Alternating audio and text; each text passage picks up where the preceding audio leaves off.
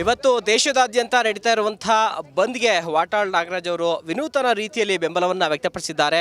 ಸದ್ಯ ದೃಶ್ಯಗಳಲ್ಲಿ ಗಮನಿಸ್ತಾ ಇರ್ಬೋದು. ಈಗ ಮೆಜೆಸ್ಟಿಕ್ನಲ್ಲಿ ವಿನೂತನ ರೀತಿಯಲ್ಲಿ ಮೆಜೆಸ್ಟಿಕ್ನ BMTC ಬಸ್ ನಿಲ್ದಾಣದಲ್ಲಿ ಮಲಗುವಂಥ ಮೂಲಕ ವಿಶೇಷವಾಗಿ ಬೆಂಬಲವನ್ನು ವ್ಯಕ್ತಪಡಿಸ್ತಾ ಇರುವಂಥದ್ದು ಸ್ವತಃ ಈಗ ವಾಟಾಳ್ ನಾಗರಾಜ್ ಅವರು ಇದ್ದಾರೆ. ಮಾತಾಡ್ಸೋಣ ಸರ್. ಇವತ್ತಿನ ಒಂದು ರಾಷ್ಟ್ರವ್ಯಾಪಿ ಮುಷ್ಕರಕ್ಕೆ ವಿಭಿನ್ನ ರೀತಿಯಲ್ಲಿ ಬೆಂಬಲವನ್ನು ವ್ಯಕ್ತಪಡಿಸ್ತಾ ಇದ್ದೀರಾ. ಓವರಾಲ್ ಆಗಿ ಏನು ಹೇಳ್ತೀರಿ ಸರ್? ಕನ್ನಡ ಒಕ್ಕೂಟ ಇವತ್ತು ಕಾರ್ಮಿಕರ ಬೇಡಿಕೆಗಳಿಗೆ ಸಂಪೂರ್ಣವಾದ ಬೆಂಬಲವನ್ನು ಕೊಟ್ಟಿದ್ದೇವೆ. ನನ್ನ ಪಕ್ಕದಲ್ಲಿ ಸಾರಾ ಗೋವಿಂದ ಅವರು ಇದ್ದಾರೆ, ಗಿರೀಶ್ ಗೌಡರು ಇದ್ದಾರೆ, ಇನ್ನು ಹೊರಗಡೆ ಎಲ್ಲ ಶಿವರಾಮೇಗೌಡರು, ಪ್ರವೀಣ್ ಕುಮಾರ್ ಶೆಟ್ಟಿ, KR ಕುಮಾರ್ ಎಲ್ಲರೂ ಇದ್ದಾರೆ. ಈ ಬಂದು ನಮಗೆ ಪ್ರಿಯವಾದದ್ದು. ಅಂದರೆ ಪ್ರೀತಿಗಿಂತ ಹೆಚ್ಚಾಗಿ ಈ ಬಂದ್ಗಳು ಯಾಕಾಗುತ್ತೆ ಅಂತ ಹೇಳಿದ್ರೆ, ನಮಗೆ ಅನ್ಯಾಯ ಆದಾಗ ಬಂದು ಒಂದೇ ಒಂದು ದೇಶದಲ್ಲಿ. ನಾವು ಕನ್ನಡ ಒಕ್ಕೂಟ ಅತಿ ಹೆಚ್ಚಿನ ಬಂದನ್ನು ಮಾಡಿರ್ತಕ್ಕಂಥವರು. ನಾವು ಬಂದ್ ಮಾಡೋಕ್ಕೆ ಮುಂಚೆ ಎಲ್ಲ ವರ್ಗದ ಒಂದು ಪ್ರತಿಯೊಬ್ಬ ಮುಖಂಡರುಗಳನ್ನು ಭೇಟಿ ಮಾಡಿ ಬಂದು ಸಮಗ್ರವಾಗಿ ಯಶಸ್ವಿ ಆಗಬೇಕು ಅಂತೇಳಿ ಎಲ್ಲರನ್ನೂ ಕೇಳ್ತೀವಿ. ಈ ಕ್ಷಣದವರೆಗೂ ನಮ್ಮನ್ನು ಈ ಬಂದ್ ಕರೆದಿರ್ತಕ್ಕಂಥ ಮುಖಂಡರುಗಳು ನಮ್ಮನ್ನು ಯಾರನ್ನೂ ಕೇಳಲಿಲ್ಲ. ಕನಿಷ್ಠ ಸೌಜನ್ಯಕ್ಕೆ ಫೋನ್ ಮೂಲಕನಾದರೂ ಮೊಬೈಲ್ ಮೂಲಕನಾದರೂ ಮಾತಾಡಿ ನೀವು ಬೆಂಬಲ ಕೊಡಲಿಲ್ಲ. ಆದರೂ ನಾವು ಕಾರ್ಮಿಕರ ಹಿತದೃಷ್ಟಿಯಿಂದ ಕಾರ್ಮಿಕರ ಬಗ್ಗೆ ನಡೀತಾ ಇರತಕ್ಕಂಥ ಈ ಒಂದು ಬಂದ್ಗೆ ಇದರಲ್ಲಿ ನಮಗೆ ಯಾವುದೇ ಒಂದು ಮಡಿವಂತಿಕೆ ಬೇಡ ಅಂಥೇಳಿ ಭದ್ರವಾಗಿ ನಾವೇ ಬೀದಿಗಿಳಿದು ಹೋರಾಟಕ್ಕಿಳಿದಿದ್ದೇವೆ. ಇದೇ ರೀತಿ ನಾಳೆನೂ ಹೋರಾಟ ಮಾಡ್ತೀವಿ. ಅವರು ನಮ್ಮ ಜೊತೆಲಿ ಒಂದು ವಾರಕ್ಕೂ ಮುಂಚೆ ಕುಳಿತು ಮಾತುಕತೆ ಆಡಿದರೆ ನಿಜಕ್ಕೂ ಇದು ಬಹಳ ಅತ್ಯಂತ ಪವಿತ್ರವಾದ ಬಂದು.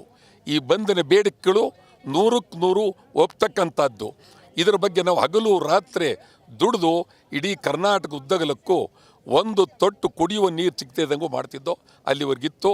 ಅದೇನು ಅವರು ನಮ್ಮನ್ನು ಭೇಟಿ ಮಾಡಲಿಲ್ಲ, ಅದು ನೋವಾಗಿದೆ ಅಷ್ಟೇ ಸರ್. ಪ್ರಮುಖವಾಗಿ ಇಲ್ಲಿ ಒಂದು ಕಾಯ್ದೆ 2017ರ ಮೋಟಾರ್ ವಾಹನ ತಿದ್ದುಪಡಿ ಕಾಯ್ದೆ, ಇದನ್ನು ವಿಶೇಷವಾಗಿ ಚಾಲಕರು ಈ ಕಾರ್ಮಿಕ ವರ್ಗದವರು ಕೂಡ ವಿರೋಧಿಸ್ತಾ ಇರುವಂಥದ್ದು. KSRTCನಲ್ಲಿ BMTCನಲ್ಲಿ ಅಷ್ಟೊಂದು ಪ್ರತಿಕ್ರಿಯೆ ಸಿಕ್ಕಿಲ್ಲ. ಆದರೆ KSRTCನಲ್ಲಿ ಆಲ್ಮೋಸ್ಟ್ ಯಾವ ವಾಹನಗಳು ಕೂಡ ರಸ್ತೆಗೆ ಇಳಿದಿಲ್ಲ.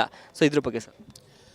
ಇದು ನಾನು ಆಗಲೇ ಹೇಳಿದ್ನಲ್ಲ, ಇವತ್ತು ನಾವು ಬಂದ್ ಮಾಡುವಾಗ ತಮಗೆಲ್ಲ ಗೊತ್ತಿದೆ. ಎಲ್ಲ ಬಸ್ಗಳು ನಿಲ್ತಿದ್ದೋ, ಹೋಟ್ಲ್ ನಿಲ್ತಿತ್ತು, ಶಾಲಾ ಕಾಲಿ ಎಲ್ಲ ನಿಲ್ತಿದ್ರು. ಅದೊಂದೇ ಅಲ್ಲ, ಖಾಸಗಿ ಕಾರುಗಳು ಒಂದು ಕಾರು ಓಡಾಡ್ತಿರಲಿಲ್ಲ.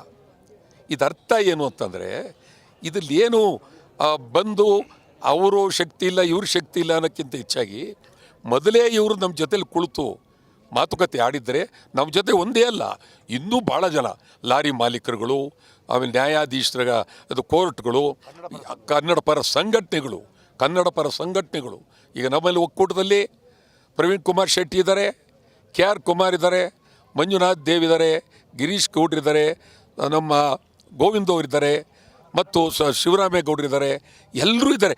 ಒಬ್ಬರಿಗಾದರೂ ಫೋನ್ ಮಾಡಿ ಇವರು ಮಾತಾಡ್ಬೋದು, ಯಾರಿಗೂ ಮಾತಾಡಲಿಲ್ಲ. ಆದರೂ ನಾವು ಪ್ರಾಮಾಣಿಕವಾಗಿ ಬಂದ್ಗೆ ಬೆಂಬಲ ಕೊಟ್ಟು ಕಾರ್ಮಿಕರ ಪರವಾಗಿ ನಾವಿದ್ದೇವೆ. ಏನು ಲೋಕಸಭಾ ಎಲೆಕ್ಷನ್ ಹತ್ರ ಬರ್ತಾ ಇದೆ, ಕೇಂದ್ರ ಸರ್ಕಾರನ ಟಾರ್ಗೆಟ್ ಮಾಡಿಕೊಂಡು ಬಂದ್ ಮಾಡ್ತಿದ್ದಾರೆ ಅನ್ನುವಂಥದ್ದು, ಇದಕ್ಕೇನು ಹೇಳ್ತೀರಿ? ಅಲ್ಲ, ಇರ್ಬೋದು, ಅದು ಇರ್ಬೋದು, ಇಲ್ಲ ಅಂತ ಹೇಳೋಕ್ಕಾಗೋದಿಲ್ಲ. ಎಲ್ಲರೂ ಅದೇ. ಈಗ ಪ್ರಧಾನಮಂತ್ರಿ ಕಡೆಯವರು ಮಾಡ್ತಾ ಇರೋದು ಅದೇ, ಈ ಕಡೆಯವರು ಮಾತ್ರ ಅದಲ್ಲೇನು ರಾಜಕೀಯ ಅಂದಮೇಲೆ ಇವೆಲ್ಲ ಬರ್ತವೆ. ಆದರೆ ಅವ್ರು ಹಾಕಿರ್ತಕ್ಕಂಥ ಕಾರ್ಮಿಕರ ಬೇಡಿಕೆಗಳಿದೆಲ್ಲ ಸತ್ಯ, ಪ್ರಾಮಾಣಿಕತೆ ಮತ್ತು ಆ ಬೇಡಿಕೆಗಳನ್ನು ಒಪ್ತಕ್ಕಂಥದ್ದು. ಸರ್, ಈಗ ಕೊನೆಯದಾಗಿ ಕೇಂದ್ರ ಸರ್ಕಾರಕ್ಕೆ ಯಾವ ರೀತಿಯಾಗಿ ಆಗ್ರಹಿಸ್ತೀರಾ, ಏನು ಆಗ್ರಹಿಸ್ತೀರಾ ಈ ಮೂಲಕ ತಾವು? ಕೇಂದ್ರ ಸರ್ಕಾರ ಕಾರ್ಮಿಕ ವಿರೋಧಿ ಧೋರಣೆಯನ್ನು ತಗೊಳ್ಬಾರ್ದು. ಕೇಂದ್ರ ಸರ್ಕಾರ ಕಾರ್ಮಿಕರನ್ನು ಗುಲಾಮರ ರೀತಿ ಕಾಣಬಾರ್ದು. ಕಾರ್ಮಿಕರ ಬೇಡಿಕೆಗಳನ್ನು, ಪ್ರಾಮಾಣಿಕವಾದ ಬೇಡಿಕೆಗಳನ್ನು ಈಡೇರಿಸಬೇಕಾದ್ದು ಕೇಂದ್ರ ಸರ್ಕಾರದ ಆದ್ಯ ಕರ್ತವ್ಯ. ನಾಳೆ ಮೈಸೂರು ಬ್ಯಾಂಕ್ನಿಂದ ವಿನೂತನವಾಗಿ ಚಳವಳಿ ಮಾಡ್ತೀವಿ ನಾಳೆ. ಇದಿಷ್ಟು ವಾಟಾಳ್ ನಾಗರಾಜ್ ಅವರ ಒಂದು ಪ್ರತಿಕ್ರಿಯೆ. ಅಂದರೆ ನಮ್ಮನ್ನು ಸಂಪರ್ಕ ಮಾಡಲಿಲ್ಲ, ಆದರೂ ಕೂಡ ನಾವು ಬೆಂಬಲವನ್ನು ವ್ಯಕ್ತಪಡಿಸಿದ್ದೀವಿ. ಒಂದು ಪಕ್ಷ ನಮ್ಮನ್ನು ಸಂಪರ್ಕ ಮಾಡಿದರೆ ಈ ಬಂದು ಯಶಸ್ವಿ ಆಗ್ತಾ ಇತ್ತು ಅನ್ನುವಂಥದ್ದು. ಜೊತೆಗೆ ನಾಳೆಯೂ ಕೂಡ ನಾವು ಬೆಂಬಲವನ್ನು ವ್ಯಕ್ತಪಡಿಸ್ತೀವಿ. ಮೈಸೂರು ಬ್ಯಾಂಕ್ ಸರ್ಕಲ್ನಿಂದ ಪ್ರತಿಭಟನೆಯನ್ನು ಹಮ್ಮಿಕೊಳ್ತಾ ಇದ್ದೀವಿ ಅನ್ನುವಂಥದ್ದು ಅವರ ಒಂದು ಮಾತುಗಳು. ಕ್ಯಾಮ್ರಾ ಪರ್ಸನ್ ರೇವಣ್ ಸಿದ್ದು ಜೊತೆಗೆ ಶಿವಪ್ರಸಾದ್, ಫಸ್ಟ್ ನ್ಯೂಸ್, ಬೆಂಗಳೂರು.